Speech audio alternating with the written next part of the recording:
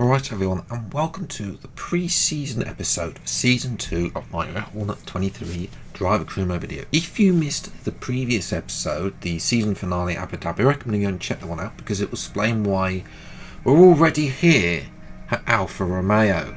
Yes, that's right. Now, the calendar, anyway, for Season 2, few changes. Bahrain's out because I don't get on there. Azerbaijan definitely out as well. I can't race at China because for some reason one of my files is broken at that. Miami is such a terrible track. So in comes Imola at round 3 as well. France and Hungary still yet to feature. Belgium as well returns. Zandvoort, as far as I'm aware, the DRS detection zone and down the main straight is still broken as well, so that's why that isn't featured. Again, we could feature some of these tracks, will feature in later seasons as well. Singapore hasn't yet to been updated. I know we're 2 months on now from launch. Japan, Qatar still there. Although Qatar's very much on its last chance to try and improve. Brazil and Portugal also is a new addition as well, so interesting to see how we get on around there, considering the fact no racing is taken in real life since 2021 around there as well, finishing with Las Vegas and Abu Dhabi. But as you can see from R&D, Red Bull are way out in front. I saw they were wavering at the end of last season. And we were starting to think, is this Red Bull now in trouble?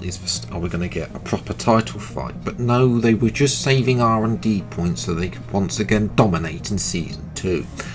Aston Martin as well are second ahead. The likes of Haas, Ferrari, Alpine, all close together. And then we've got McLaren ourselves, which is fair. We have moved close to Williams and AlphaTauri down at the bottom. But anyway, enough about R&D, it's time for the car reveal.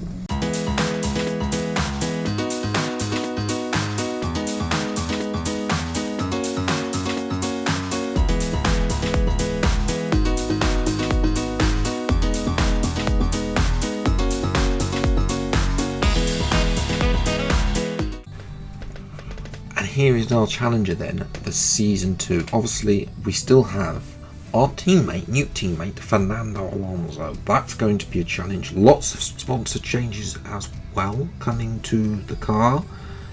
You may or may not notice, I did want to try and change this car to red and white, but it turns out the middle part of it that I wanted to change is all carbon fibre.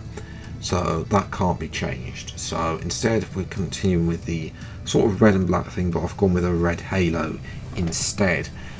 Just to try and vary it up a bit as well. Obviously, all the usual sponsors plus a few new ones have arrived for Season 2 as well. You may notice on the car we've got obviously a load of sponsors have left. That's purely because obviously Zhou is no longer with us, so a load of his sponsors have gone to his team at Haas. But ultimately, for this Season 2, it's trying to impress Ferrari. Ferrari we had a meeting in the winter with Ferrari, and well, basically, we had a certain email.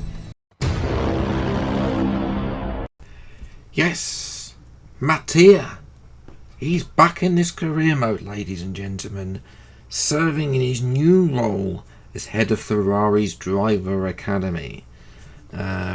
However, he was impressed with us in Season 1, but please remember not to get in the way of Ferrari.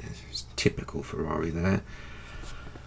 Obviously, they're thinking that Magnussen, obviously placing me against a double world champion in the form of Fernando Alonso. If we beat Alonso in the same machine, because in Season 1 we had different machines, and at times the Haas was the much better car on paper than the Aston Martin. It's going to be very different when we've both got the same machine. Will we be able to beat Fernando? That's the target that Mattia has set us, although Fred Vasseur will have to make up his mind whether or not he wants to replace us with either Leclerc or Carlos Sainz. Now, Red Bull, of course, are way out in front. They have not changed their driver lineup over the winter in form of Max Verstappen and Sergio Perez, although there has been a few changes off screen. Honda, yes, just like in real life, Honda are off to Aston Martin, but not until season 3. Therefore, Honda still power Red Bull exclusively as well, hence why they're still on the engine cover. But obviously with Ford, who have got some also extra sponsorship with Red Bull, obviously on the rear wing, meant that no other sponsor other than Heineken was willing to take that sponsor on a 1-year deal. Heineken were the only one that were willing to do it on a 1-year deal, and in terms of extended to their contract, so they are getting a cheaper sponsorship contract as a result, which isn't the best for Red Bull, but nevertheless they don't really need that money anyway, considering what all the other sponsors are bringing to the team. Dominate again for Max Verstappen, that's at least what I'm expecting in the early part of the season. Now Aston Martin, of course, have also had some changes. Obviously, Lawrence Stroll no longer owns Aston Martin. Yes, because Honda have bought a large share of Aston Martin. Lawrence Stroll wanted complete and full control of the team, and that didn't happen. Honda were not willing to sell, and therefore Lawrence has sold up. So yes, they have an interesting lineup. The fact that they've got both of AlphaTauri's drivers, of Yuki Tsunoda and Nick De Vries. Tsunoda, though, had a very good outing at Abu Dhabi and got 5th place. Can he lead this team to the next step? De Vries needs to step up and show that he isn't showing his real life form. Now that he's in a car that's not a bin bag, can he actually show that he can actually perform in a good car? Mugen have come in as well to sort of the precursor to Honda arriving at the team to manage the engine side for Aston Martin.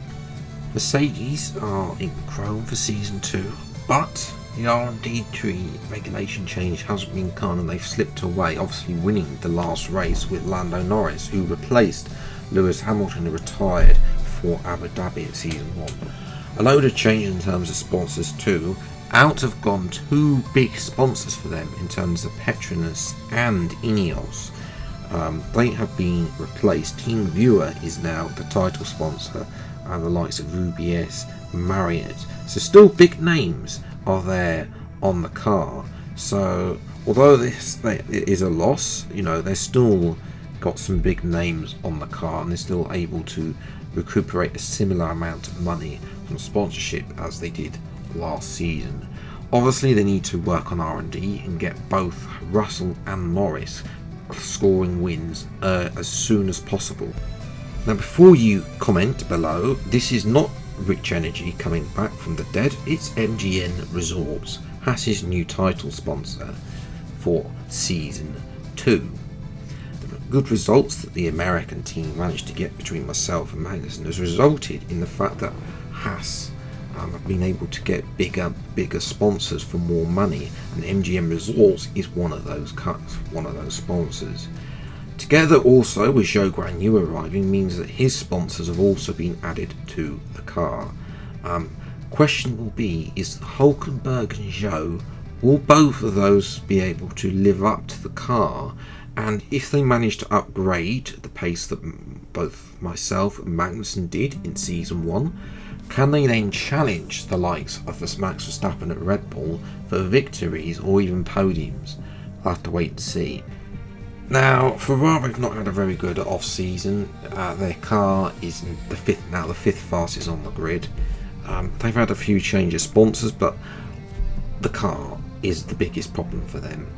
They need a car that is capable of winning races, and they're so far the 5th fastest on the grid, which is, for Ferrari, unacceptable.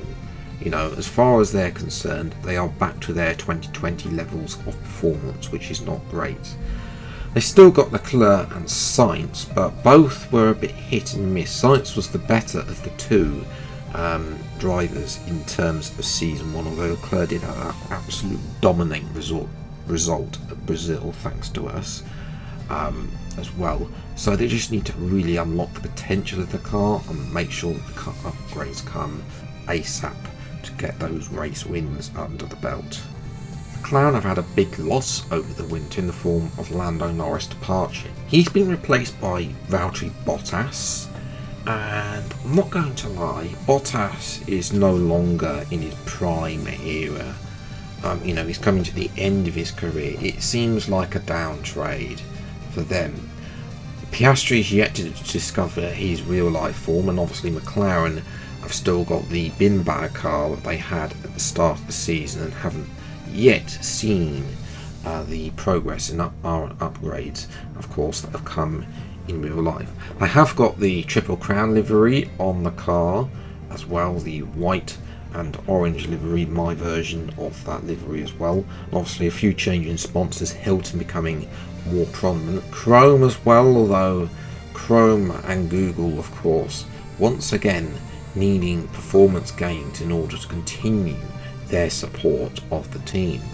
Whether Bottas and Piastri can discover their prime and then take this car to the next level, that is yet to be seen. Now this year for Alpine, I flipped their livery for season 2, so the pink is more dominant than the blue as well. Now obviously Alpine had a poor season 1, just like in real life, really struggling.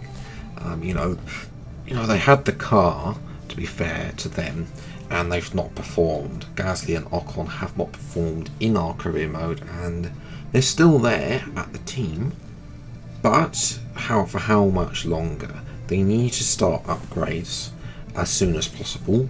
Who knows where this team will end up, whether they'll end up selling, whether Renault will take back control, because just like in real life, in this career mode, Alpine are in chaos. Laurent Rossi has gone. They still yet to announce a team principal. So for now, the CEO of Renault is taken over, which is not that great. So for the team, stability is needed. They need upgrades, and they need to have some solid results in order, in order to sustain themselves in F1. Just as rumoured in real life, AlphaTauri have a new title sponsor, but not a new name. Boss are coming in, or as known in the UK as Joe Lycett. Basically, they are AlphaTauri's new title sponsor in the place of Orlen as well. That is pretty much the only change for this team. Obviously they no longer have the starting drivers of Yuki Tsunoda and Nick de Vries, and they've got a lot stronger lineup in the form of Alex Albon and Kevin Magnussen, which is a very strong lineup, but they need to deliver the car. The car is the worst on the grid. If they had a good car, then I think both these drivers would be scoring a load of points for this team. We saw Magnussen really was getting in the way of Alonso in the end of his medium tyre stint in Abu Dhabi. So there is progress and promise for this team. They just need to deliver the upgrades. They've got the drivers now. The upgrades have to follow. And the final team, Williams. Williams have a new owner. Lawrence Stroll has full control after buying the team from Doralton Capital. Obviously, this is quite considerably one of the weakest lineups on the grid, with Stroll and Logan Sargent at the team. But Daddy Stroll has been able to strike a deal with Gulf to become Williams' new title sponsor as well. So we've got an all Gulf style Williams livery on the car for season 2. Now, whether or not this team can deliver, that is yet to be seen. The car really wasn't there in season 1 anyway. Albon not really able to get the good qualifying results like he has in real life to be able to take this team forward. Now that Stroll has replaced Albon, there's concerns that Williams might not get any points this season as well, especially the fact that the two teams that are worse than us, Alfa Romeo and AlphaTauri, both have better lineups in my opinion as well. So for Williams, it could be a struggle this season. And that's where I'm going to leave it for today's pre-season episode. Now, just to let you know that obviously you may have noticed some of the uploads have been a little bit later at the moment. I do apologise about that. I don't know if I'm going to be able to get Saudi Arabia recorded this weekend or not. That is yet to be seen. The idea is hopefully I can, but if not, it'll be out the following. If not, it'll be out the following week as well. So just thought I'd let you know that there might be a little break between